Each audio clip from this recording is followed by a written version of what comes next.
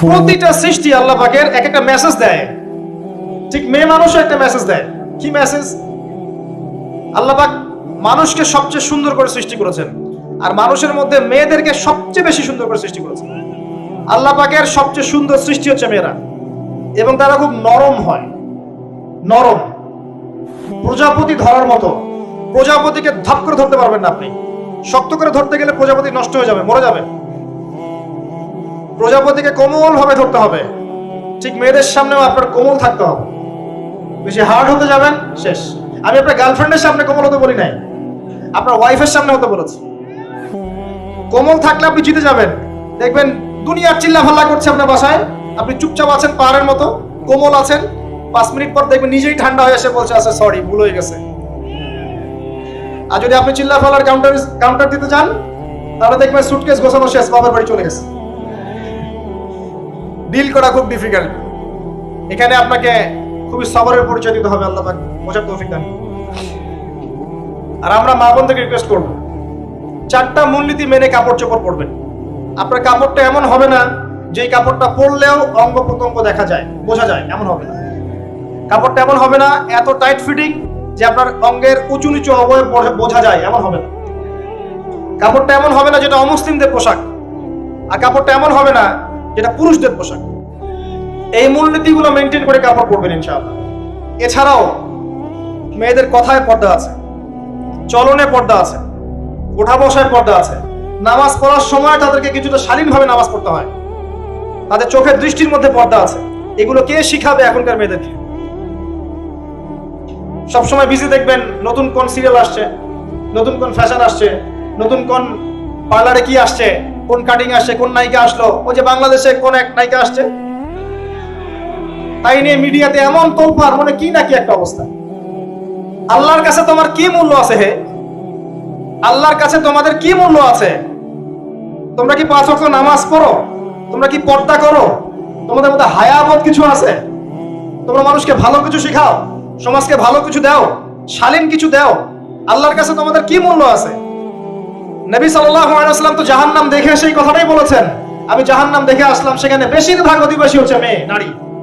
কি কারণ? তারা এমন কাপড় চোপড় পরে বাইরে ঘুরতো যে কাপড় পরেও তারা নগ্ন থাকতো। আমি কি ব্যাখ্যা করতে হবে? আপনি দেখতে পারেন না? এবং তারা স্বামীর সাথে কুফরি করত। সারা জীবন স্বামী যদি তাদের ভরণ পোষণ দেয়, ভালোবাসে, মহব্বত করে, তাদের জন্য জীবনটা ক্ষয় করে ফেলে, এক পর্যায়ে গিয়ে বলবে, সারাটা জীবন তোমার কাছে কিছুই পাইলাম না। বাস্তব। এগুলোর কারণে মেয়েরা বেশি বেশি জাহান্নামে যাবে।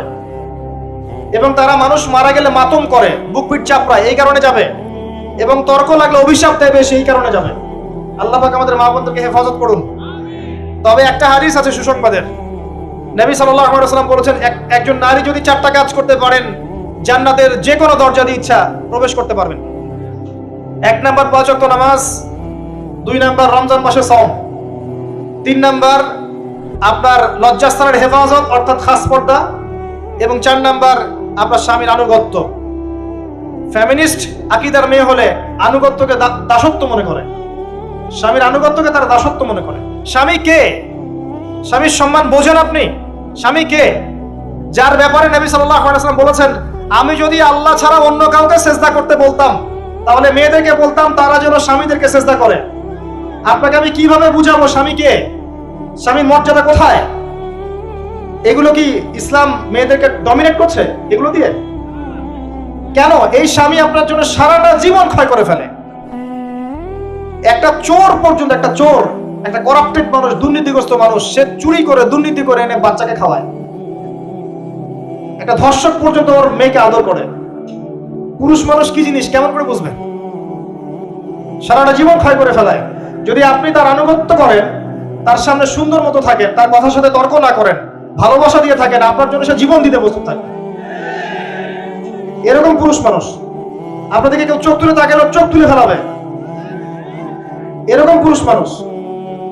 আর এখন তো পরিস্থিতি ডিফারেন্ট। বাসায় পুরুষ বাইরের ছেলের সাথে ফোনে প্রেম হয়ে গেছে, পালায় চলে গেছে, বিয়ে করে ফেলছে। দেখবেন বাসায় স্ত্রী আছে, বাইরের মেয়ের সাথে প্রেম করে বিয়ে করা শেষ। বিয়ে কোনো সমস্যা নাই, ব্যভিচার করে ফেলছে। বিয়ে সে করতেই পারে, সে যদি সমতা রক্ষা করতে পারে, সেটা তার ডিফারেন্ট ইস্যু, এটা অন্য ইস্যু। তো স্বামীর আনুগত্য আপনাকে কিভাবে বুঝাবো? এটা দাসত্ব নয়। নবী সাল্লাল্লাহু আলাইহি ওয়াসাল্লাম বলেছেন, কোন স্বামী যদি কোন স্ত্রীকে চায়, তার প্রয়োজনের জন্য চায়, মহব্বতের জন্য, স্ত্রী যদি চুলায় রান্না করতে থাকে, ওই রান্না ফেলে দিয়ে তাকে আসতে হবে। হাদিস। রাতের বেলা স্বামী স্ত্রী শুয়েছে, স্বামীর চাহিদা আছে, স্ত্রীর কোনো সমস্যা নাই, স্ত্রী ফিট, ইচ্ছা করে অহেতুক স্বামীকে বলল আমি রাজি না, উল্টা পাশে মুখ করে ঘুমিয়ে গেল। আল্লাহর নবী বলছেন সারা রাত আল্লাহর পক্ষ থেকে একজন ফেরেশতা আসবে, এসে এই নারীকে অভিশাপ দিতে থাকবে। এখন এগুলো হাদিস শুনলে বলবে যে ইসলাম তো মেয়েদেরকে ছোট করছে। একজন মেয়ে তার, একজন স্বামীর কথা বলছে, স্বামী তার মেয়ে, তার স্ত্রী, তার মা, তার বোন, সবাইকে তার মিরাসের হক দিতে হয়। একজন মেয়ে তার বাবার সম্পত্তি পায়, কোনো কোনো ক্ষেত্রে তার ভাইয়ের সম্পত্তি পায়, তার স্বামীটা তো পাই, তার ছেলেটাও, নানি হলেও সম্পত্তির হক আছে। একটা মেয়েকে চতুর্দিক থেকে সিকিউর করা হয়েছে ইসলামে। তারপরেও কিছু ফ্যামিলিস্টের কারণে এরা বলবে যে মেয়েদেরকে ইসলাম ছোট করছে। হ্যাঁ, মেয়েদেরকে ইসলাম কেন ছোট করছে? কারণ পর্দা করে যে বাইরে বেরোতে বলেছে, ঢ্যাং ঢ্যাং করে নগ্ন হয়ে বেরোতে নিষেধ করেছে, এই কারণে। যদি বলে যে হ্যাঁ ইসলাম আপনাদেরকে ফ্রি মিক্সিং এর স্বাধীনতা দিচ্ছে, আপনারা সবাই ফ্রি মিক্সিং করেন, গেঞ্জি পরেন, টি শার্ট পরেন, স্যান্ডো গেঞ্জি পরে বাইরে ঘুরে বেড়ান, টাইট ফিটিং প্যান্ট পরে বাইরে ঘুরে বেড়ান, সব জায়গায় আপনারা ফ্রি মিক্সিং করেন, পর্ন দেখেন, জেনা করেন, মদ খান, ইসলাম খুব ভালো। তখন তোমাদের জন্য তো ইসলাম নয়, তোমরা জাহান্নামে যাও, আল্লাহর কি আসে যায়? ইসলাম তোমাদের জন্য নয়, তোমরা জাহান্নামে গিয়ে মরো, ইসলামের কিছু যায় আসে না। আল্লাহর ওয়াস্তে পারিবারিক আদর্শের দিকে ফোকাস করেন প্রিয় ভাই।